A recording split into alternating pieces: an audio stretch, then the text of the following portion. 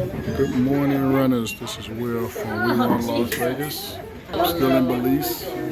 Beautiful Thank you for train. joining us for the All Belize train ride. You are now aboard Baby Jaguar Express. For your safety, please remain seated and keep your arms and feet inside the train at all times. Our trusted train engineer will be taking you through various beauties that will leave you with a brief insight of culture and history in Belize. Let's get rolling.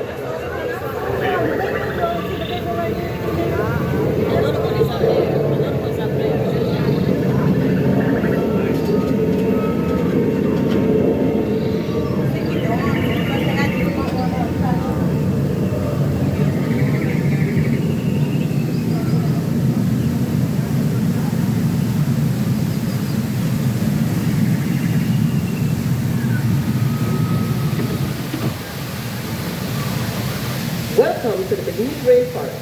We are very fortunate in Belize to have almost 1 million acres of rainforest and wetlands under different types of conservation management. This is important for two main reasons. Firstly, it will be there for future generations to enjoy, and secondly, thousands of insects, birds, reptiles, animals, and many varieties of tree and plant life have a safe place to call home. Belize has a large variety of ecosystems, making our country very unique. For generations, these precious ecosystems have provided food, water, building materials, and medicine for our people. Belize also has an extensive network of cave systems. Over 150 miles of caves have been mapped, with many more still to be explored. One of these cave systems, known as APM, which is short for Atun to the Tilmutan, has been named one of the most sacred caves in the world by the National Geographic. Our next stop is at Maya City.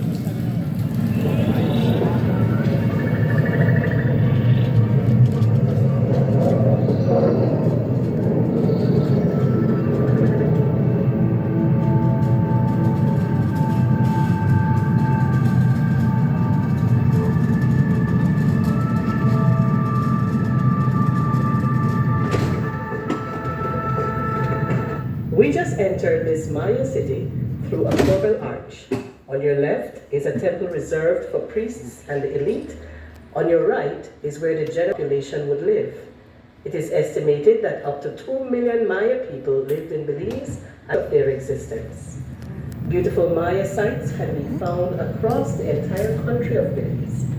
Even though the population has significantly reduced, the Maya are still very much in Belize.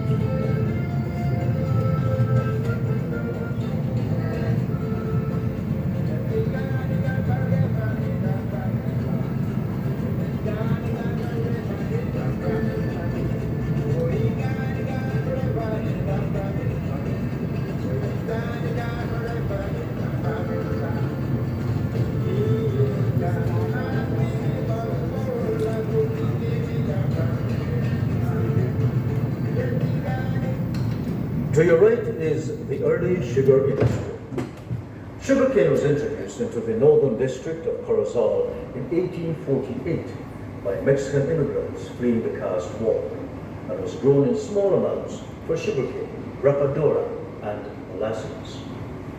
However, it wasn't until the arrival of the American Confederates in southern Belize in 1865 that this industry took off. This sugar mill on display on your right was made in Louisiana and brought in by the Confederates. East Indian indentured laborers were brought in to work on these farms and would remain settled to become one of the major ethnic groups in southern Belize, referred to as Coolie Indian. Today, the industry is comprised of two big factories, one in the north and the other in the west of Belize. Over 5,000 independent farming families depend on this industry. To your left is the chicle camp in the jungle with real sapodilla trees. Charlie the chiclero is tapping the tree for its sap.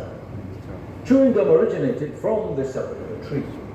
This large tropical tree grows throughout the northern lowlands and central Belize.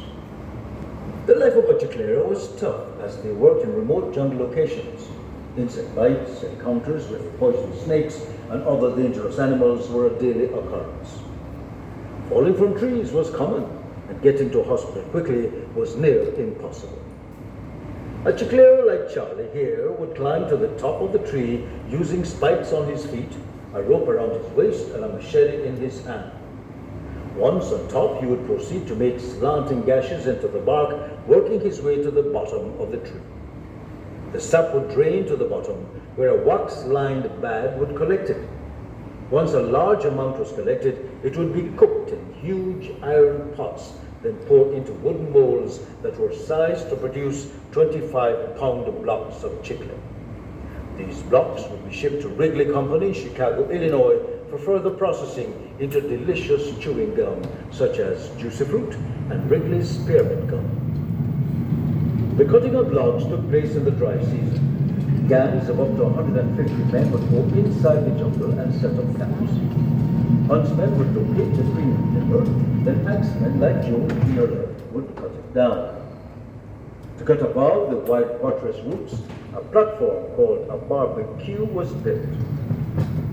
Once a tree was felled, they were loaded onto trailers and were then pulled by oxen trains or steam tractor to the river's edge. When the rainy season began, the rivers would rise and float all the logs down to Belize City. Closer to the city, the logs would be chained together from one side of the river to the other. This was called a boom. The boom kept the logs from going out into the sea. When the ships arrived, their quota was released for loading. Most of our logs went to England. Our national tree, the mahogany tree, was the most sought after wood, as it was beautiful in color and was easy to work with carpentry tools of the day. Wood used for local construction were cut using sawmills and the many tools displayed to your right. Belize is very lucky to have a forestry department that manages our timber resources to ensure sustainability.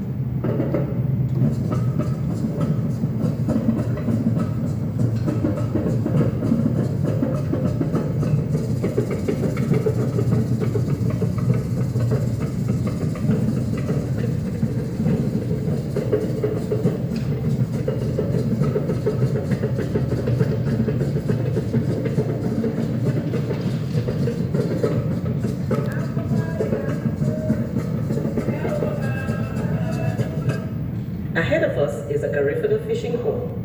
The Garifuna culture still practices many traditions of their African and Caribbean ancestors. Drumming is very popular and can be heard in any Garifuna village you visit. It is known as Punta. We celebrate Garifuna Settlement Day on the 19th of November.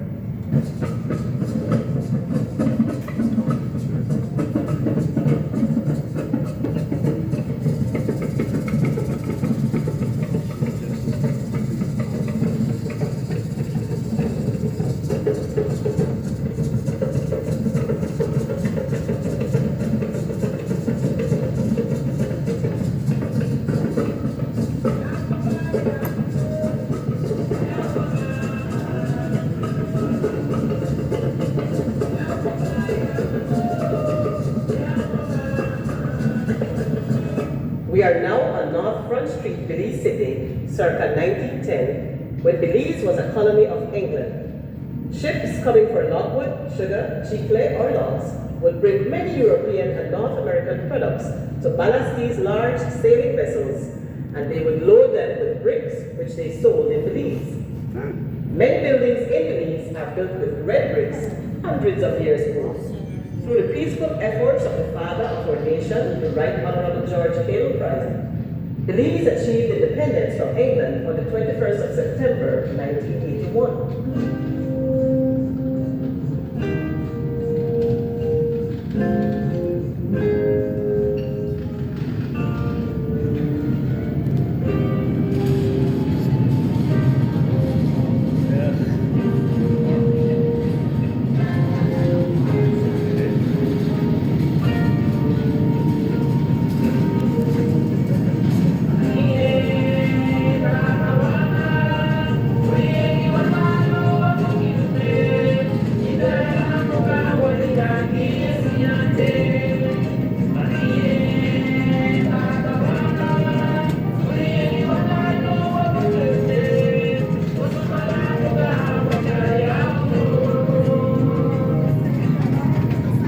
you for visiting Old Belize and Copa Beach.